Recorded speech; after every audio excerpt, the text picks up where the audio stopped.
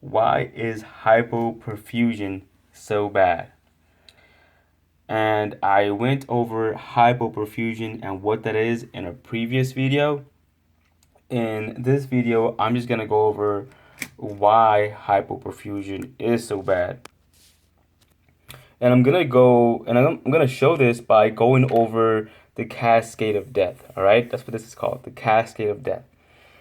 And I'm going to give you the big picture and then zoom on in. All right, so usually when you're breathing and everything is working good in your body, O2 is coming in, we are in what's called aerobic metabolism. And this is caused because perfusion, just regular perfusion, is occurring, right? So O2 is coming into the cell. This right here is a cell, by the way. So O2 is coming into your system. It makes its way to the cell where it meets glucose, and ATP is being produced. And ATP is stored energy. So you're happy. Now, let's say something happens and O2 is not able to get to the cells. So either you're having some kind of obstruction of the airway, you're bleeding out, now the red blood cells can't carry the O2 to where it needs to go, something's going on. Well, when that happens, now glucose is in the cell by itself. And now we are in anaerobic metabolism, which is making ATP without O2. Ana without aerobic O2 metabolism. So we're producing ATP without O2, and glucose is left by itself to do the job of one. Well, what happens here is that ATP production will go down. All right, because we don't make a lot of ATP without O2.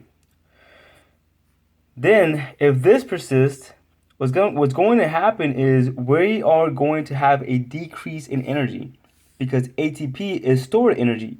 So if we're not producing ATP or enough ATP, we're going to have a decrease in energy. So you're not going to be happy about that. That's you not happy. Well, if we don't have energy because ATP is not being produced within the cell, cells are going to start dying. So this right here represents a chunk of tissue, and the little circles inside represent cells. So these cells are going to start dying because we don't have energy, because we're not producing enough ATP to keep you alive. Your body is used to, the cells are used to a certain amount of ATP production and energy. As soon as your cells start to die, then your tissues will die because your tissue is made out of cells, right? So that's not good for business either.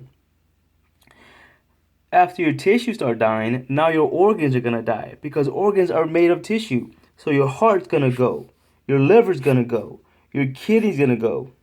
These are just examples of what's going to start happening, okay? So tissue starts to die, organs start to die as a result because organs are made of tissue. Finally, the patient dies because your organs die, you're made of organs, patient dies, cancel Christmas. Sorry guys, it's not going to happen this year. So that's it guys, that's why hypoperfusion is so bad. And we call this the Cascade of Death. You go from breathing and having O2, meet glucose, ATP production is good, you're happy, cells are happy. Something happens to where O2 cannot go to the cells because you're bleeding out, so red blood cells aren't carrying the O2 to where it needs to go. You have an airway obstruction, air can't come in the body at all. You switch from aerobic metabolism to anaerobic without O2. ATP production goes down, so energy production goes down. If energy production goes down, cells start to die because they're used to a certain amount of energy. So the cells within the tissue are going to die. That means the tissue is going to die, and tissues make up the organs in the body. So then the organs will die, and people are made of organs. So then people start dying, and we start canceling Christmas. All right, if you guys have any questions, leave a message below. Don't forget to subscribe. That way I know you like these videos and I can make more. If not, then I am going to lose hope and I'm going to stop. All right, take it easy. Bye.